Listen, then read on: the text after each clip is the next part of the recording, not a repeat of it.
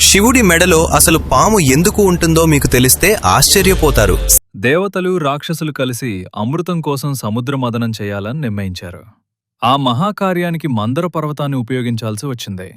ఆ పర్వతాన్ని చిలికేందుకు తాడుగా మారినవాడు ఒక మహాపాము. అతడే వాసుకి. పరమభక్తితో దేవతలకు సహాయం చేసిన మహాసర్పం. సముద్రం భయంకరంగా ఉప్పొంగి ఆకాశమే కంపించేలా మదనం మొదలైంది.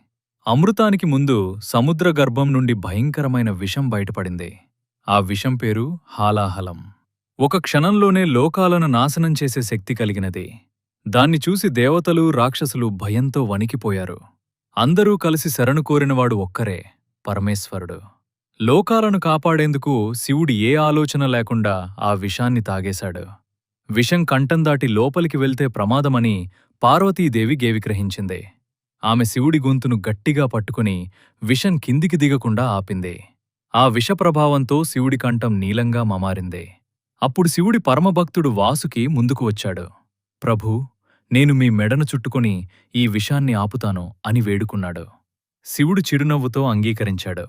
అందుకే వాసుకి శివుడి మెడలో భయం కాదు, భక్తికి గుర్తుగా నిలిచిపోయాడు. ఫ్రెండ్స్, శివయ్య ఆశీస్సుల కోసం అందరూ ఓం నమః శివాయ అని కామెంట్ చేయండి. ఇలాంటి మరెన్నో వీడియోల కోసం మన ఛానల్ని సబ్స్క్రైబ్ చేయండి, లైక్ చేయండి, కామెంట్ చేయండి.